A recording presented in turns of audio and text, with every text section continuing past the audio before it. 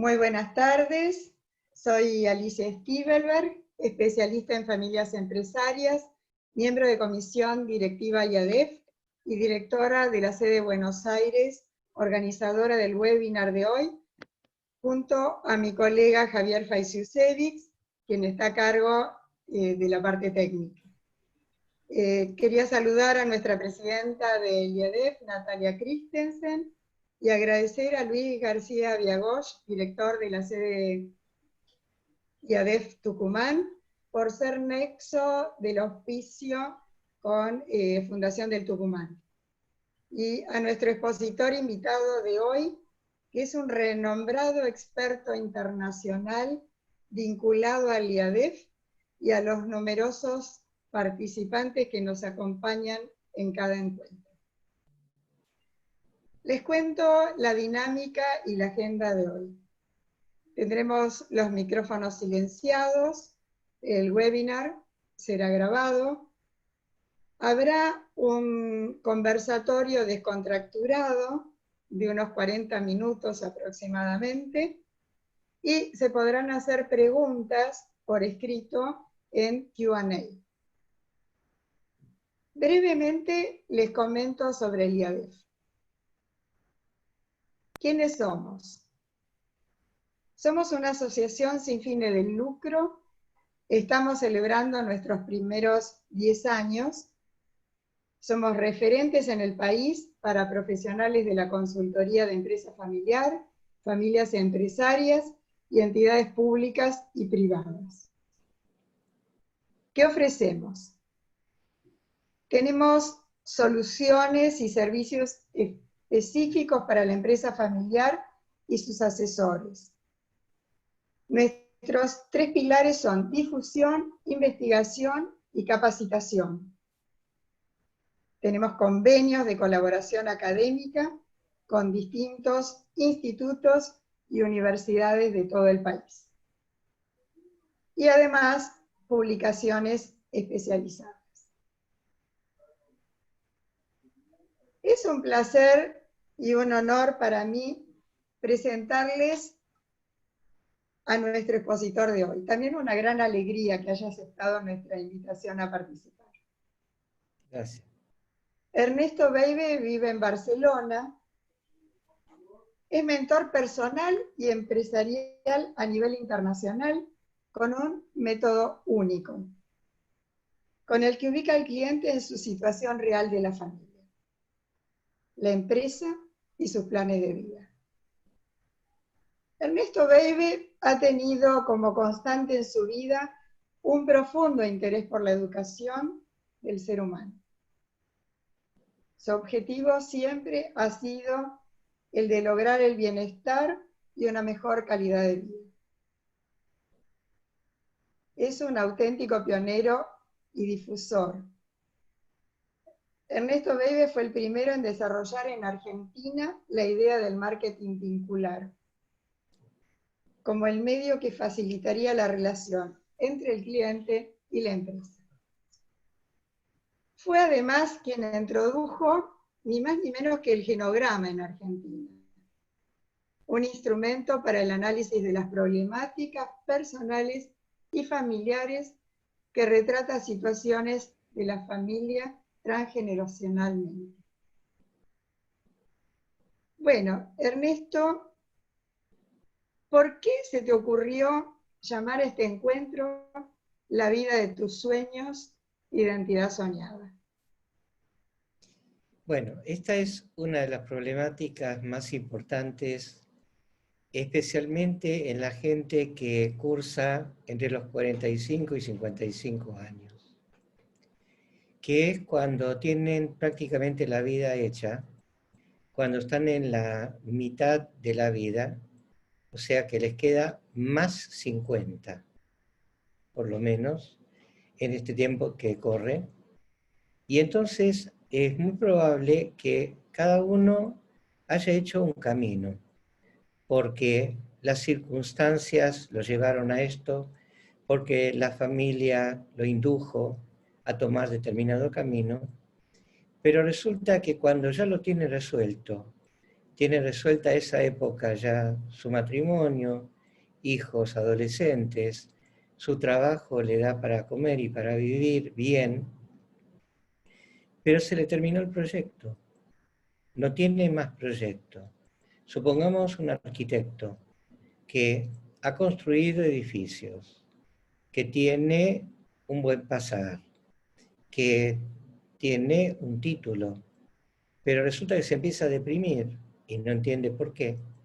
Y ahí es donde consultan, y siempre fueron consultando, pero de distintas ramas, no solamente, digo arquitecto para tomar nota de la dimensión, ¿no? Pero médicos también, eh, y otras profesiones donde la gente ya se siente hecha, pero resulta que le falta el proyecto, porque ya su proyecto inicial lo resolvieron. Ese proyecto se llama la identidad soñada, que es una identidad que muchos no se atreven ni siquiera a pensar que pueden tener una identidad soñada. Y es básicamente la identidad interna de la persona, la que realmente quiso ser siempre, pero nunca supo que lo quiso hacer, o a lo mejor lo supo en algún momento de su vida, pero las circunstancias lo llevaron por otros rumbos. Cuando acuden al mentor es porque tienen perdida la fe, porque si no, no vienen. Nadie viene a consultar a un mentor si no se siente conflictuado. Y en esta edad, que prácticamente es también la gente que concurre al IADEF, que son empresarios, que les pasa exactamente lo mismo. Tienen la empresa, tienen la familia, pero resulta que les falta algo que no pueden determinar qué es, se empiezan a deprimir y no saben qué es lo que pasa. Y no tiene nada que ver con ninguna cosa externa, ni con una dificultad externa que tengan, sino una dificultad interna. Este es el trabajo. Entonces, este es un segmento de nuestro trabajo y esto es lo que quería presentar hoy para aquellos que tienen perdida la fe o para aquellos que conocen gente que pueden tener perdida la fe y que tengan un nuevo nombre, un nominar esta identidad que se llama identidad soñada, que no es más que un proyecto nuevo, que no necesariamente tiene que ser un nuevo estudio ni una nueva carrera. Tiene que ser algo que realmente los mueva, que realmente los conmueva. Esto es la identidad soñada. Pero una cosa, Ernesto, ¿qué es un mentor? ¿Qué es un mentor? Bueno, yo te puedo contar cómo empecé yo.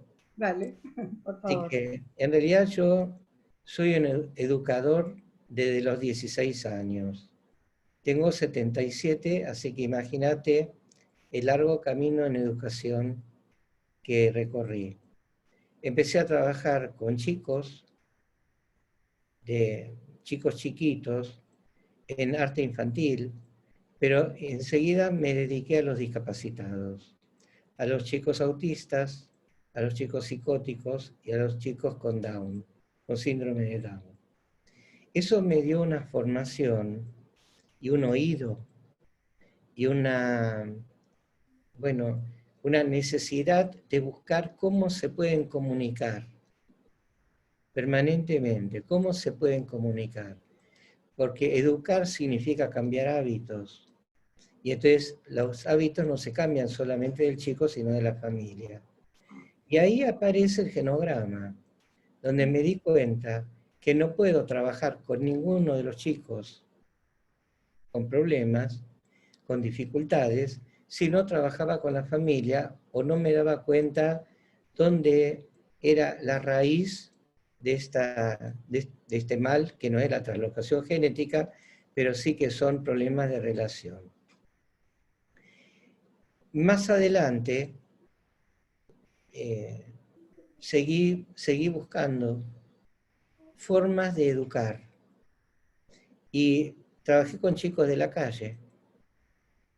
Incluso escribí un libro para UNICEF que trabajaron con él en Cali, en Colombia, con mucho éxito, porque se llamaba Del juego al trabajo. Porque yo entiendo que el chico que no sabe jugar no sabe trabajar. Pero también el adulto que no sabe jugar no sabe trabajar.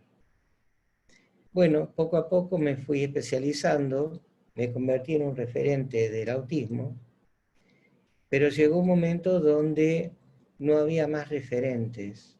Yo me convertí en un referente y no había de dónde sacar material, no había de dónde aprender más nada. Y nadie puede enseñar si no sigue aprendiendo. Y porque es un realimento. Bueno, ahí es donde pensé, bueno, cuando vi la película El Conde de Montecristo, resulta que en este sótano, el muchacho desechado tuvo un mentor, que este mentor le enseñó esgrima, le enseñó modales, le enseñó idiomas, le enseñó gramática, le enseñó álgebra, hizo con él toda una enseñanza. Yo pensé, bueno, pero este señor, si le enseña tantas cosas es porque tiene que saber tantas cosas. Bueno, con todas las cosas que yo sabía, dije, bueno, yo puedo ser un buen mentor. Y por otro lado, hay una figura que antes de la escuela era una persona también estudiosa, que iba a las casas de la gente pudiente para educar al adolescente en el arte de la espada, en cabalgar, en cómo tratar a las mujeres, cómo comer con etiqueta. Y cuando terminaba y el chico crecía, el mentor, este maestro mentor, se iba a otra casa para trabajar con otra familia. Con lo cual, estamos todo el tiempo hablando de familia, y de familia, y de familia. Y así empecé a trabajar con familias, y honestamente, esto no se lo cuento a nadie, pero queda un secreto entre nosotros, en realidad empecé a trabajar con empresas familiares, tomando a la empresa como el chico discapacitado y a los dueños como los padres del chico discapacitado. Y me dio muy buen resultado, utilizando también el genograma, por supuesto, como método de ingreso y para conocer el marco familiar. Y ahí estamos, y así pasan los años, y así seguimos. La verdad que genial, porque yo sé que, bueno, hay muchos de los participantes, hoy hay un grupo muy numeroso de participantes, los cuales te siguen habitualmente, estés donde estés, en el país donde estés, en la ciudad donde estés, porque vos sos un viajero también, ¿no? O sea, también yo creo que el tema de lo cultural te interesa y... ¿Y por qué motivó este tema de los viajes tuyo? O sea, Porque cuando tomo a un cliente, primero a los adinerados les enseño a ser ricos, porque no cualquier adinerado es un rico. Y para poder sentir que están bien y que son ricos, tienen que viajar también. Entonces, muchas veces hacía viajes de fines de semana a algún país, saliendo de Argentina, pero teníamos que viajar en primera, ir al hotel de 5 estrellas, pero no podíamos hablar en este fin de semana nada del mentoring. En el avión resolvíamos todo el año de la empresa. Por otro lado, cada una de las empresas con las que trabajaba, que son muy variadas, tienen ferias del sector. Entonces, así como en Ámsterdam acompañé a una persona, un florista, para comprar tulipanes, también en Ámsterdam acompañé a gente que tenía que ver con audio y video. También en la misma salón de exposición viajé a Tokio por gente que trabajaba con nanotecnología. Viajé a Denver, viajé a Las Vegas, viajé a Brasil, siempre en las exposiciones. ¿Para qué? Para enseñarle no a comprar y vender mercadería, sino para negociar. Entonces, mi trabajo era de mentor, de enseñarle a negociar, no a comprar y vender mercadería. Y así realmente era interesante el viaje, justificaba, y yo les iba mostrando el camino. Especialmente hay uno de mis clientes, de una empresa familiar, que terminó siendo un miembro del board de todas las exposiciones que tenían que ver con su ramo, de tanto Bueno, que caminamos las exposiciones. interesante. Bueno, volvamos al tema, pues nosotros podemos conversar, charlar por horas. La verdad que es lo lindo de estos encuentros. Pero bueno, volvamos a ver el tema de la identidad, que es lo que nos convoca hoy. Bueno, Está implícita, por supuesto, en todo esto que vos comentaste, pero bueno, concretamente el tema de la identidad. por supuesto. Bueno, entonces yo tengo un pequeño gráfico Bueno, para poder graficar esto y voy a compartir con nuestros amables televidentes bueno, eh, estos gráficos para poder hacer más fácil la comprensión. bueno, y a quienes estimulamos que vayan haciendo preguntas que van a ser también de un rico intercambio. Sí, ya pueden hacer preguntas, Ok, porque no hace falta llegar hasta el final y acordarse de lo que querían preguntar. Lo que se les ocurra, preguntan, me cortás y yo sigo, porque el hilo perfecto, no lo voy a perder. perfecto. Muy bien, entonces nosotros cuando nacemos tenemos una identidad que la llamamos identidad heredada, que llega con creencias y valores de papá y de mamá, que a la vez tienen un papá y tienen una mamá, y tienen un papá y otra mamá. De este lugar de la identidad heredada no nos podemos mover, no podemos cambiarla, porque hay un peso muy grande de los ancestros en esta aparición nuestra en el mundo. Aparición y aparición. Resulta que si yo invierto este triángulo y les muestro cómo es un genograma, acá van a aparecer los padres, los abuelos, los bisabuelos, los tíos, que son los que dieron a las creencias y a los valores esta identidad heredada. Este es el genograma, que después, si nos queda tiempo, les voy Bueno, a desarrollar un poco mejor y si es necesario, porque a lo mejor con esto nos va a llenar prácticamente todo el tiempo. excelente. Resulta que tenemos la identidad heredada con las creencias y los valores que nos dieron. Sin embargo, estamos viviendo dentro de una cultura. No es lo mismo vivir en Nueva York que vivir en Buenos Aires, no es lo mismo vivir en Barcelona o en España o en cualquier país cuya cultura es una cultura determinada. Por la cultura no significa ir al teatro, ir al cine o ir a un museo.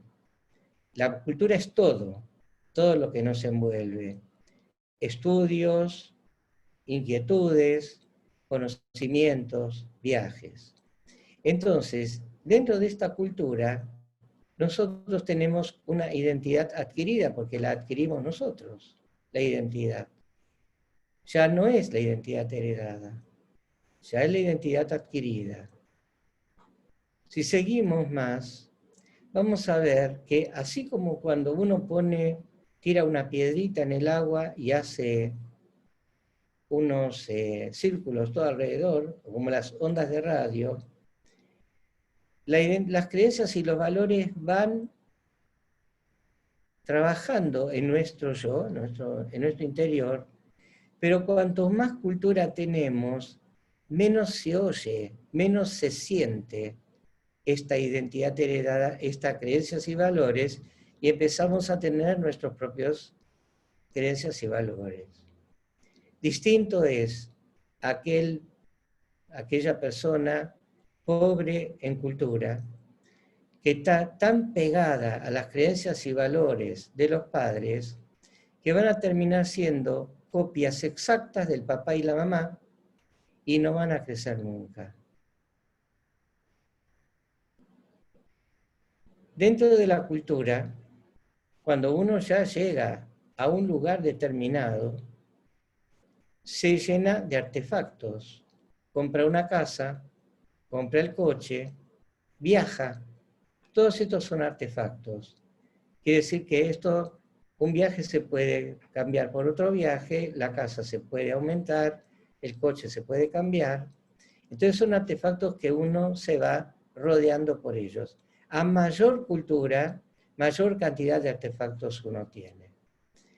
En ese momento es cuando hablamos, Alicia, hace 10 minutos, que se genera la crisis de la edad media de la vida, donde uno tiene una cantidad de planes, tiene una cantidad de sueños, tiene una cantidad de expectativas, pero cuando llega a los 45, a los 55 años, se da cuenta que se va a morir y que no va a alcanzar a hacer todas las cosas que quiere hacer. Con lo cual se genera esta crisis y también, como está ya instalado en su casa, con su coche, con su familia, ahí es donde se empieza a deprimir cuando no tiene un nuevo proyecto. O sea que hace falta el proyecto como, digamos, como meta, como sueño, como forma de vida. Hace falta tener un proyecto en cualquier momento de la vida, ¿no es cierto? Claro, porque uno tiene que tener adrenalina, porque si no la vida es aburridísima. ¿No? Sí. El mentoring sirve como una búsqueda vocacional. Lo que nosotros buscamos es cuál es la identidad soñada de la persona. ¿Qué quiere hacer? Sí. ¿Qué quiere ser cuando sea grande? Sí.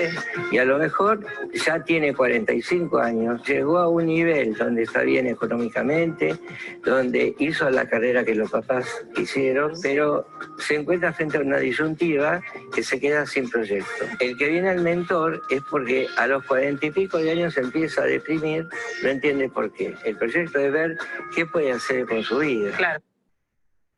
Bueno, o sea que hay una cuestión también puede haber de frustración, ¿no? Estamos hablando de frustración. Si hablamos entonces, si está deprimido o está frustrado, es porque tiene miedo también, ¿no? Hay una cuestión de miedo. No, miedo no, porque la gente no tiene miedo a morir, la gente tiene miedo a sufrir. Pero sí puede suceder que cuando llega alguien a una edad determinada y tiene una cantidad de gente a su cargo, y viene de una familia donde el padre era pobre, y era empleado, y era un obrero, y él escuchó toda la vida que el patrón era una porquería, él se convierte en el patrón y se da cuenta que es una porquería él. Entonces, por amor y lealtad al padre, para no ser más que el padre, se corta. Y corta la empresa, y uno no entiende por qué. Entonces hay mucha gente que piensa que con planificaciones y que con fórmulas puede sacar adelante la empresa y no se da cuenta que lo que hay que trabajar es con la persona, para ver por qué se quebró. Y cómo se hace para que no le dé culpa ser más que el papá.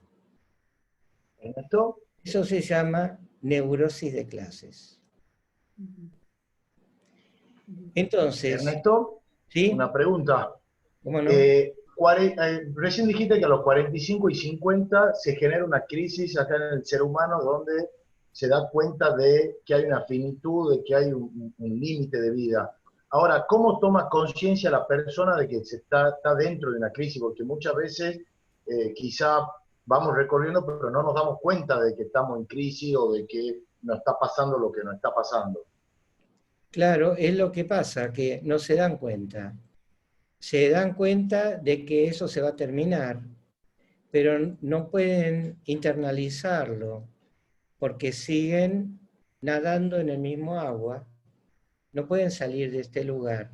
Ahí es donde vienen a consultar al mentor, porque no se sienten bien, porque saben que hay algo que falla, pero no entienden qué. Entonces, cuando llegan, y yo le digo, ¿cuántos años tenés? Bueno, 45, 50, 55, 40. Bueno, estás en la crisis de la edad media de la vida. Uy, ¿me tocó a mí también? Sí, señor. No hay nadie que se salve, nadie. Nadie que pase los 45 años. Estamos de acuerdo, ¿no? Entonces, no se salva nadie de la crisis de la edad media. Entonces, ahí es donde tenemos que trabajar, porque lo que hay que hacer es olvidar una cantidad de sueños y de proyectos que uno tiene, porque el olvido es una función de la memoria.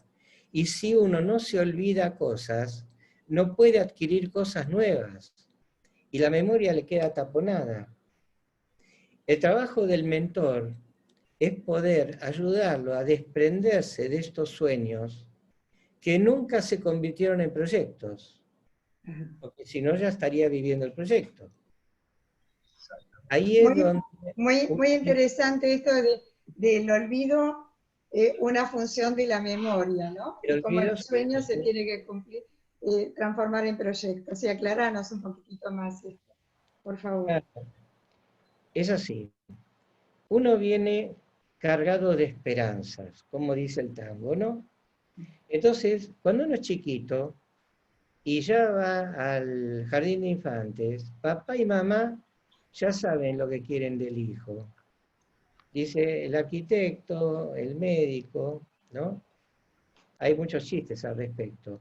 Entonces el chico ya tiene una pequeña mochilita de lo que el papá y la mamá tendrían ganas de que el chico sea.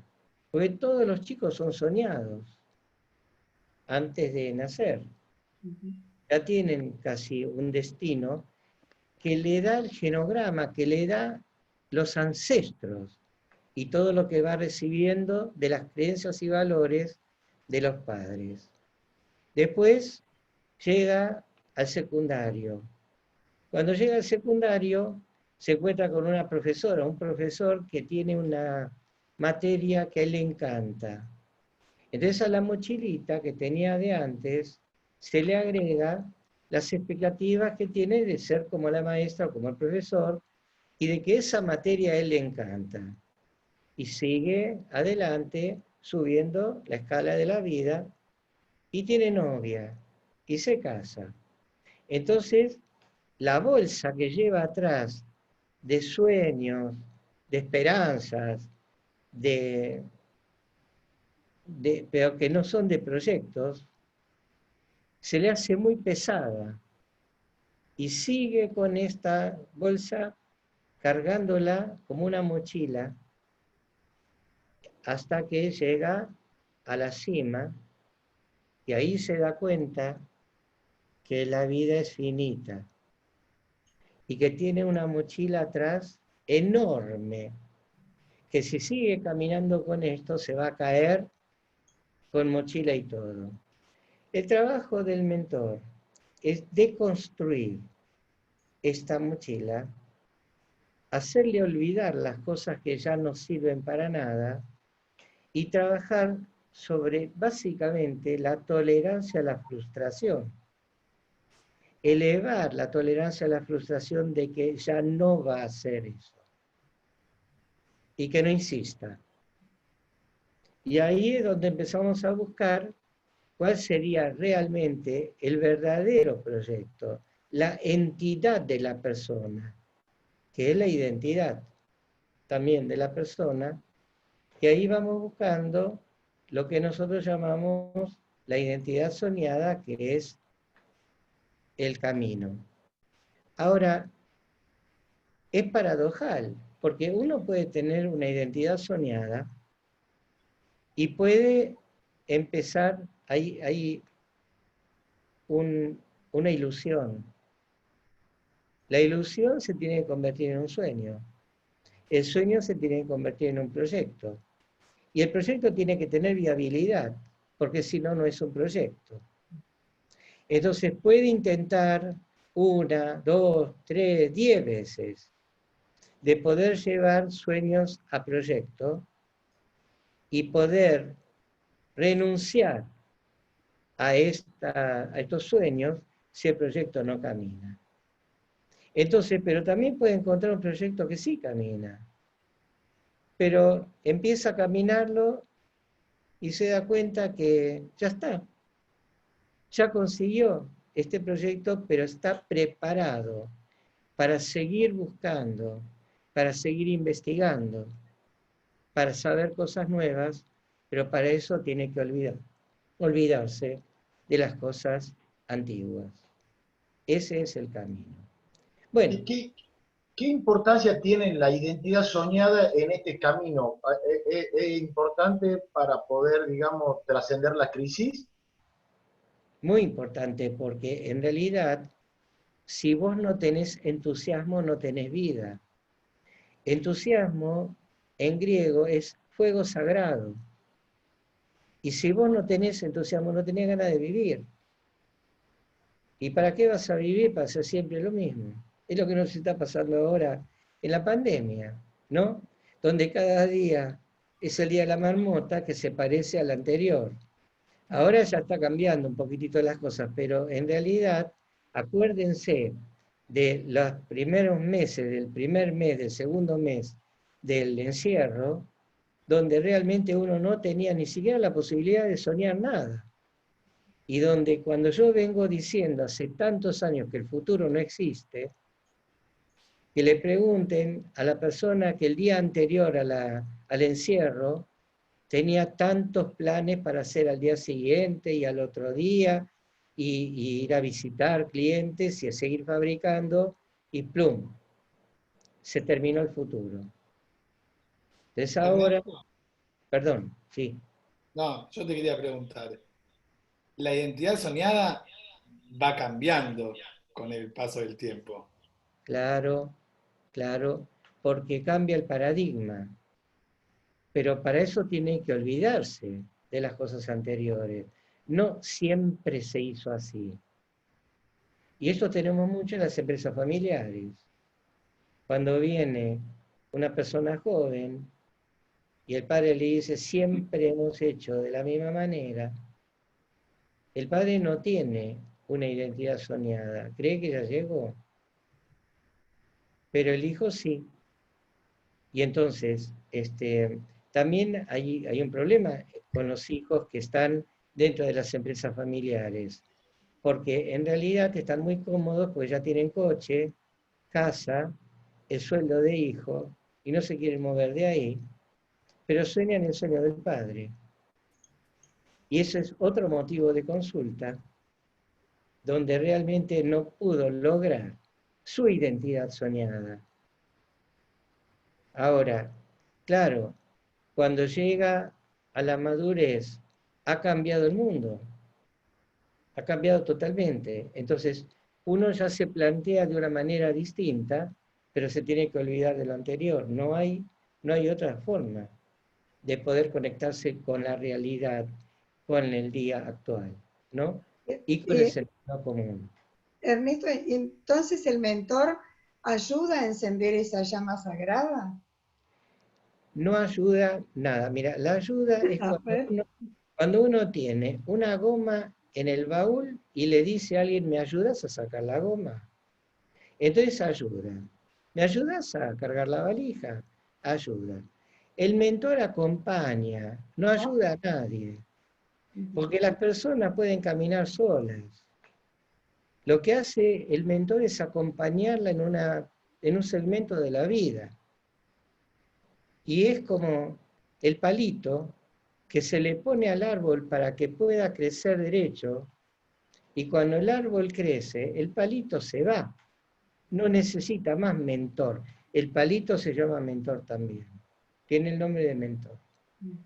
Entonces, hay un momento donde el mentor ya no tiene sentido, no tiene lógica, pero puede suceder, como me sucede a mí, que 25 años más tarde aparece gente diciéndome, mira, con lo que vos trabajaste conmigo en aquel momento y me acompañaste, yo pude vivir todo este tiempo y ahora quiero cambiar.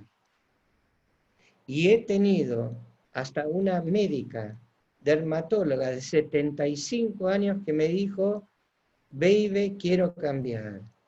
Y créeme que de un consultorio donde trabajaba en la penumbra, hemos conseguido hacer un piso completo de belleza, cuando en realidad lo único que veía era verrugas de gente grande, y quemaba verrugas de gente grande.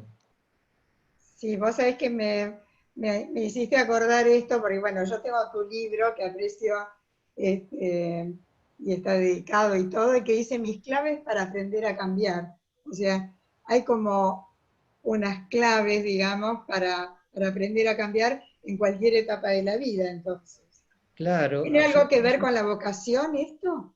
tiene que ver con la educación, porque educar significa cambiar hábitos.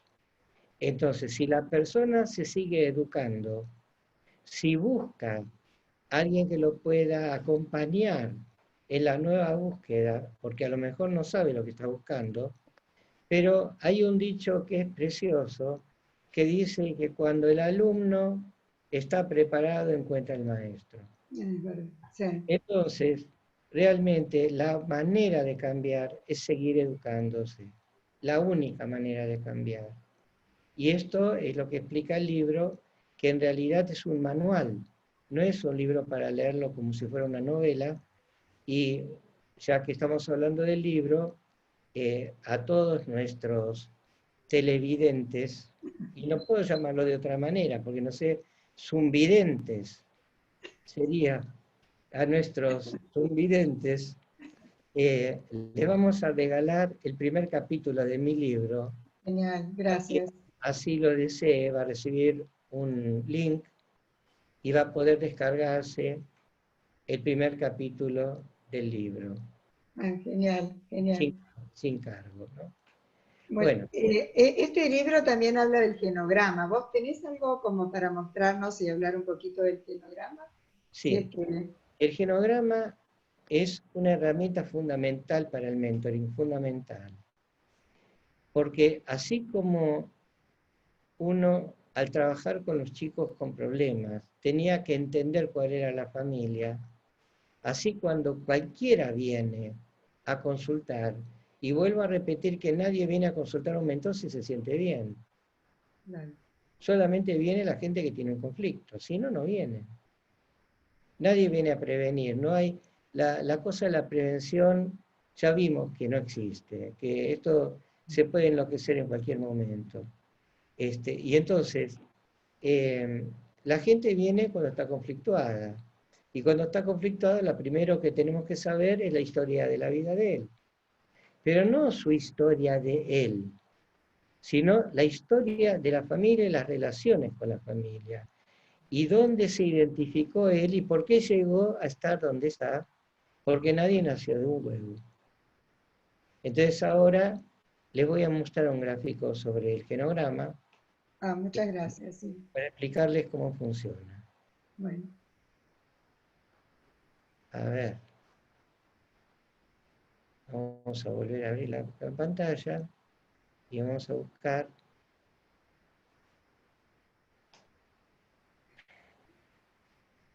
nuestro genograma. No se fue todavía este. Muy bien.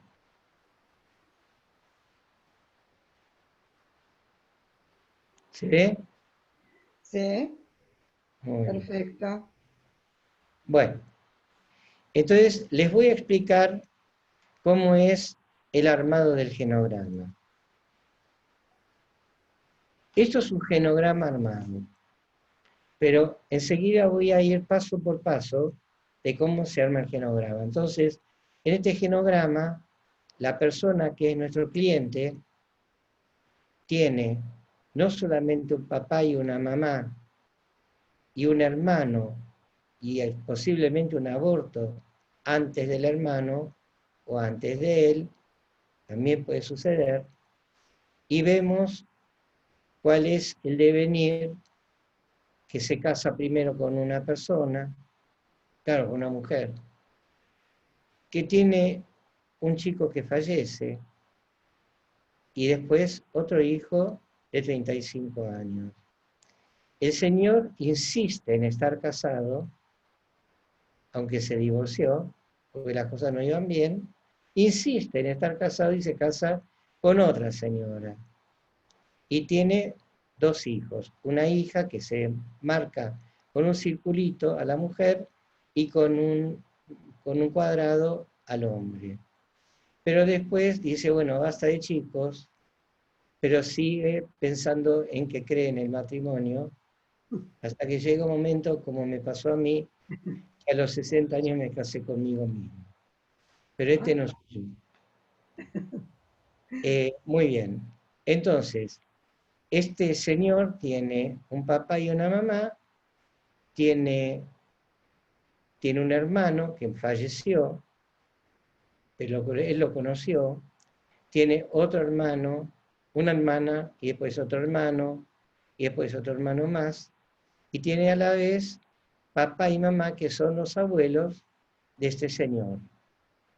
Y por el otro lado, del lado de la madre, pasa exactamente lo mismo, la madre tiene hermanos, en este caso son 3 hermanas, y con un papá que falleció, y se marca cuando falleció con una línea inclinada, y cuando no lo conoció se hace una cruz porque no lo conoció. Muy bien. Ahora, Ahí vos tenés toda una lectura de varias generaciones y todo el núcleo de la familia. claro, Con un instante. Claro, pero solo tengo una lectura. claro. Solo lo único que veo son personajes, Sí. pero no la interacción entre los personajes, que es lo valioso del genograma. Que yo les estoy mostrando cómo se construye el genograma. Después tiene la explicación interna de qué pasa con las relaciones, que les voy a contar a lo mejor alguna cosa que ha sucedido. Entonces, este señor tiene una hermana, tiene la madre, tuvo un aborto, y después viene un hermano.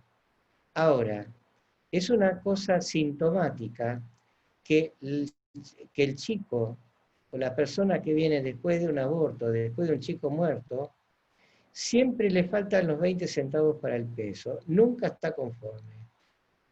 Entonces, entre la amable teleplatea,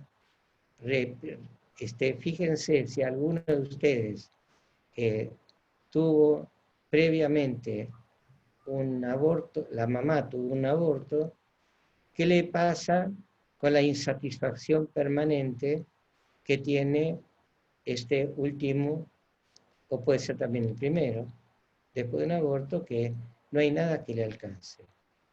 Entonces, una vez que uno ya sabe cuáles son los hermanos, y esto, que es muy importante, porque generalmente hay lío acá, va a haber algún problema, porque este va a ser un reclamante permanente y va a reclamarle al mayor, o le va a reclamar a la del medio, pero siempre alguien la va a ligar en las relaciones. Entonces después agregamos al papá y a la mamá con el nombre y la profesión, porque es muy importante la profesión. Cuando el padre es un obrero y se mata para que el hijo tenga una profesión profesional, no le importa que sea profesional, lo que quiere es que pase el estamento social, que no sea obrero como él, que no sea empleado como él. Pero a veces realmente se matan para poder darle educación a los hijos, pero los hijos después no los incluyen dentro de su ámbito porque se avergüenza de los padres. Y acá es donde el mentor tiene que trabajar también, porque no tiene por qué avergonzarse cuando en realidad empezamos a ver de qué familia viene el padre. Y a lo mejor el padre la pasó mal. Y a lo mejor el padre se mató porque realmente dijo, yo no voy a seguir la historia de mi familia, quiero cambiarla. Pero a lo mejor simplemente el padre es un profesional y quiere que sus hijos sean profesionales. Y ahí estamos dentro de otro problema, que si este es médico, quiere que este también sea médico. Generalmente le ponen el mismo nombre. Y entonces después quieren que lleve la misma profesión. Él se arma porque uno queda subsumido al otro. O con culpa por no haberlo hecho. Entonces, esto se puede derivar al tercero o a la hija. Ahora es interesante, cuando nacen los hijos, ya tienen un rol preestablecido. Se sabe en la familia quién va a ser el pícaro, quién va a ser el estudiante, quién va a ser el formal, y básicamente quién va a ser el enfermero de la familia. Y el que le toca ser enfermero de la familia no se sale de ese rol. Esa sería la identidad heredada. La identidad heredada, tal cual. Entonces, no hay mentor que pueda cambiar al enfermero, y el enfermero puede estar viviendo en cualquier país, pero va a venir o va a llamar por teléfono todo el tiempo y va a generar que los médicos la vean a la madre o al padre, porque está encargado de eso, ¿no? Es muy interesante que hay constantes en todas las familias, y también lo que uno busca son las constantes que se van repitiendo inexorablemente en las familias. Entonces, en este lugar no lo podemos ver, pero hay muchísimos actos que se van repitiendo sin que la gente se dé cuenta que está repitiendo las cosas de sus ancestros. Pero en el momento que se da cuenta queda liberado. Porque una cosa es que lo siga porque lo admira, y otra cosa es que lo siga porque hay un secreto acá familiar que lo ata de por vida, o hay cosas que no se dicen, que de esto no se habla, y esto se decodifica absolutamente en el genograma. Entonces, prácticamente en 1 hora de trabajo, uno sabe qué pasó con la familia, porque la persona empieza a hablar. Me pasó esto, es una anécdota interesante. Una familia de 3 hermanos, socios, de una empresa familiar, 75, 70 y 65 años. Entonces, el de 75 le pregunta al de 70, ¿cómo sabe el baby tanto de nuestra familia? Y el otro le dice, yo no sé, él pone cuadraditos, redondelitos, y yo voy hablando y no me doy cuenta de lo que digo. Ah, a mí no me va a pasar, dijo el de 75. 3 horas me estaba mostrando, y pone esto acá, y pone esto acá, y se iba acordando de las cosas de la familia, porque todo el mundo sabe perfectamente lo que le pasó. Y uno es un intérprete de esta sinfonía que sucede acá, porque uno le cuenta a la gente quién es la gente. Este es nuestro rol, no inventarnos nada, contarle a la persona quién es, pero no se le cuenta diciendo vos sos, sino se utiliza el método dialéctico, que es una pregunta. Vamos preguntando y preguntando y preguntando.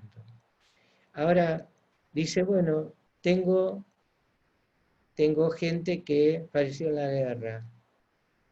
No importa. hay cosas fantasmáticas en la memoria de la familia que van bajando hasta este lugar. Y cuando uno empieza a limpiarlo y va limpiando, se libera de una cantidad de cargas y se reeduca, porque esto es como una deconstrucción de una casa que se estalla, se vuelven a caer los pedazos, pero se va armando una casa a la medida de la persona. Eso se llama deconstrucción. Eso lo vemos en los cuadros de Picasso, cuando él trabaja sobre el cuadro de Velázquez de Las Meninas, que hace una deconstrucción de este cuadro y vuelve a armar un cuadro a sus ganas, ¿no? Ahora, es muy importante que el mentor sepa historia, muy importante, porque no es lo mismo si este abuelo vino de Polonia o de Italia muerto de hambre, que si vino con dinero para poder armarse un futuro en otro país. Nosotros estamos trabajando, prácticamente todo el mundo es migrante. Todos migran.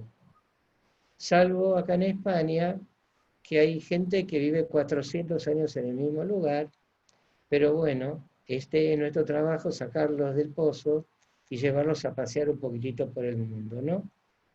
Yo te escuché, Ernesto, alguna vez que las empresas son proyecciones de los dueños. Ah, sí. El empresario sale primero para comer, necesita comer. Entonces va con su valijita o con su idea de lo que tiene que vender y va a buscar comida, va a buscar dinero para comer, no quiere hacerse rico, sale a buscar, salvo que sea como aquellos que uno le dice, ¿de qué te ocupas? Ah, tengo una pequeña empresa. ¿Ah, sí? ¿Cómo la hiciste? Porque tenía una gran empresa.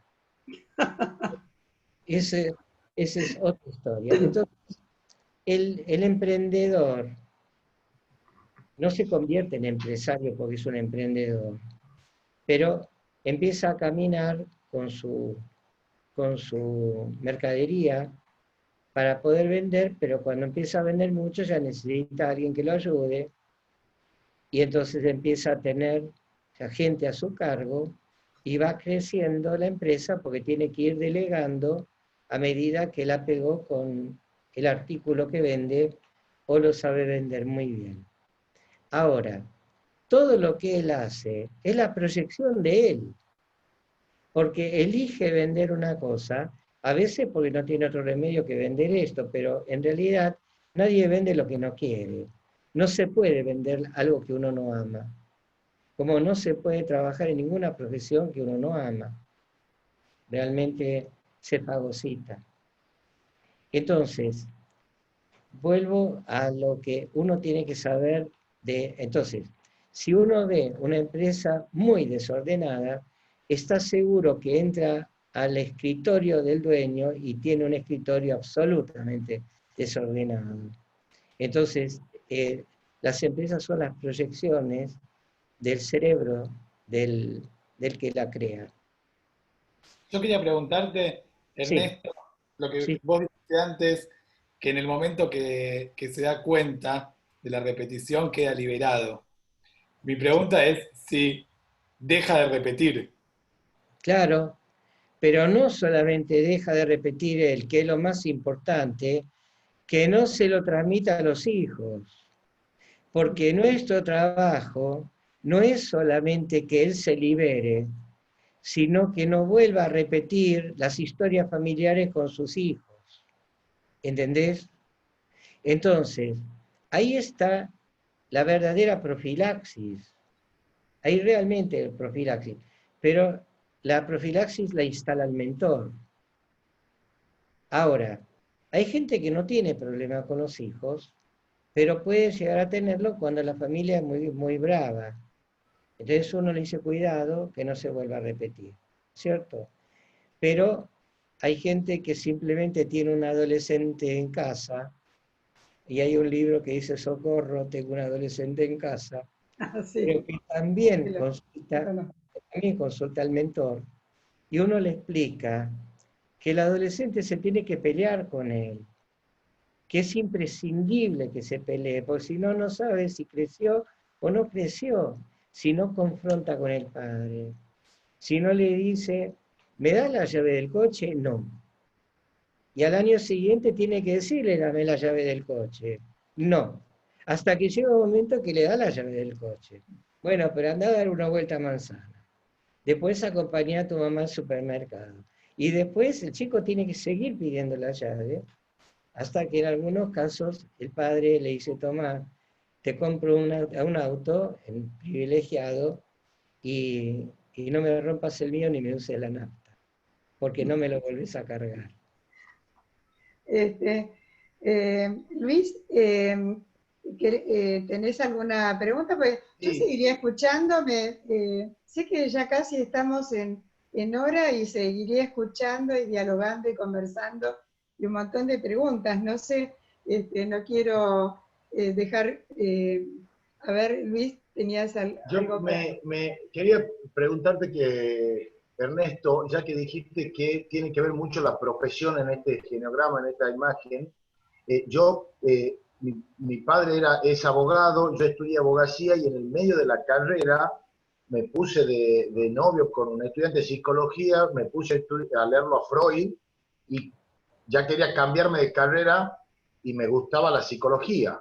Ya estando en quinto año, me han dicho, no, mira, ¿cómo vas a dejar abogacía en quinto y vas a empezar a estudiar otra? No, Terminar y no, después no, estudiar. no, no, no hago así en quinto. ¿Cómo vamos a desperdiciar el buffet? ¿A quién se lo Bien, vamos a dar? Tenés que heredar mi buffet. Entonces resulta que no te nombra sucesor, sos un heredero. Y tenés la obligación, y por eso te mandaron a estudiar abogacía. Y ahí es tan difícil salirse de estos lazos que por amor y por lealtad uno tiene con el padre. Pero entonces ahí es donde empieza el cortocircuito. Y ahí es donde trabaja el mentor, donde va trabajando sobre tu identidad. Y la identidad empieza cuando uno sabe decir no. Y la identidad del chico empieza cuando dice no, cuando saca la cara de la teta y no quiere tomar más. Dice, no, yo soy un individuo afuera tuyo. La mamá, por supuesto, puede decir, no comiste lo suficiente, toma más, hasta que este se empieza a atorar y después empieza a vomitar y después tiene un asma que para qué te cuento.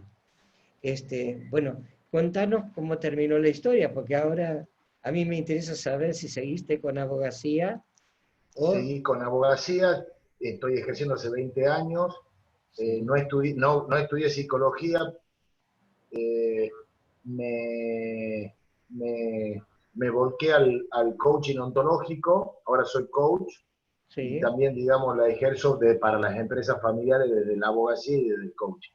Bueno, hay una persona que pertenece al IADEF que se llama Glikin, el doctor Glikin, que Sí, es abogado, pero sin embargo, él es prácticamente un psicólogo social, un psicólogo, trabaja mucho con la comprensión psicoanalítica de la familia y por eso puede llevar a buen término una buena negociación, porque las negociaciones tienen que ver también con la tolerancia a la frustración, tiene que ver también de qué familia viene, porque también el genograma tiene que ver cuando uno está antes del abogado, con perdón de los abogados, el mentor está antes, porque el mentor enseña a negociar y es muy probable que nunca llegue al abogado.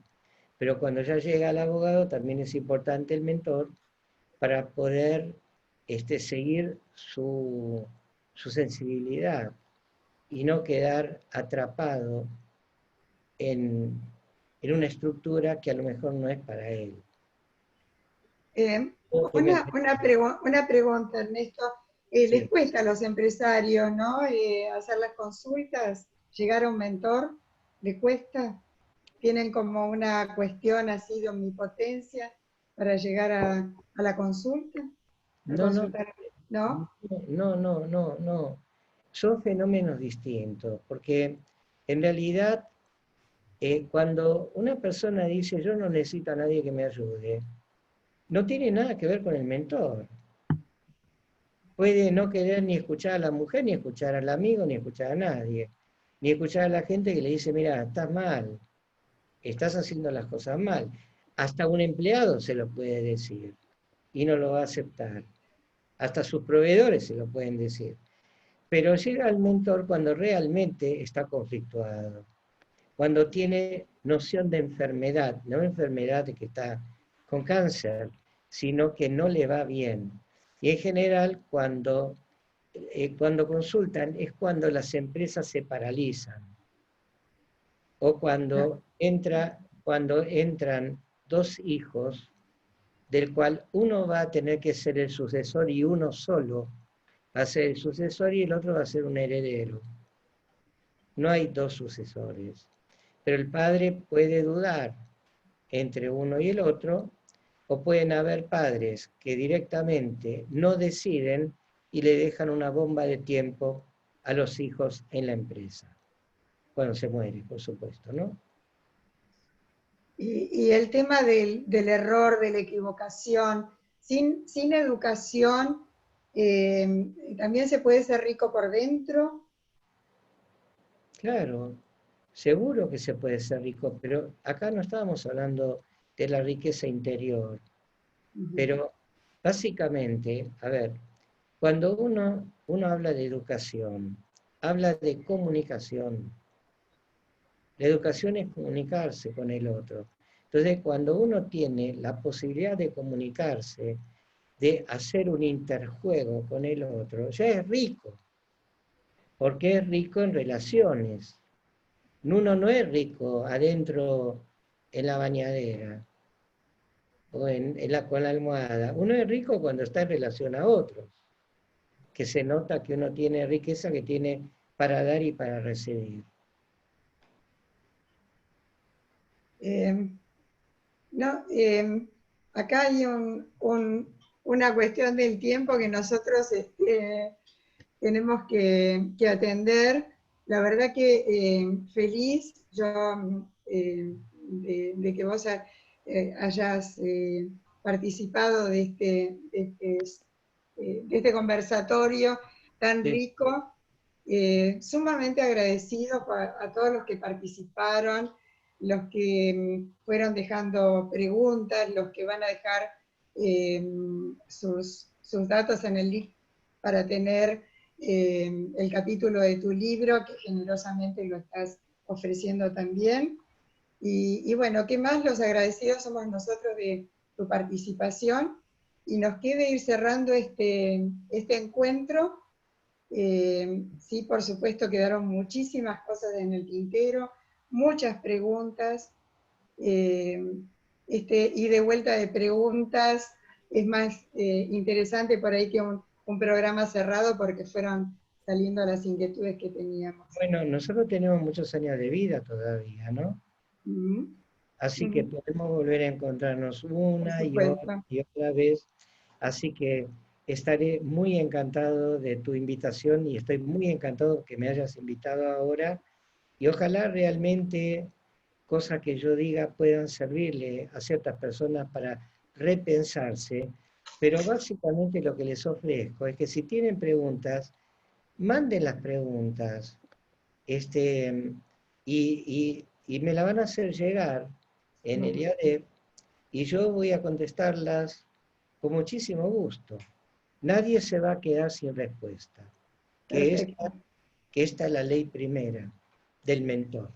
La verdad que muchísimas gracias, y lo interesante también lo que había participantes de distintas disciplinas, empresarios y empresarias familiares, o sea, múltiples inquietudes, había consultores, realmente muy rico también, y te vamos a hacer llegar las preguntas entonces, Ernesto. Y bueno, para ir cerrando, justamente vos hiciste una mención, y nuestra próxima actividad va a estar justamente Leonardo Glickin, Saludo mío a Leonardo Glickin. pero por supuesto, muy apreciados profesionales, y va a estar también con Cintia Manis, que también viene de la abogacía, y es un libro que ya cumple 25 años, como el de Leonardo, Pensar la herencia, y uno nuevo que es Si lo hubiera previsto. Extraordinario. Creo que, bueno, por supuesto están todos ustedes invitados. Agradecer nuevamente tu intervención, es un placer siempre contar con vos y con esto que vos nos acercás, que es multifacético, tiene que ver con tu experiencia, pero también con esta cuestión de búsquedas permanentes que tenés. Muy, muy agradecida. Luis, ¿querés también hacer el cierre?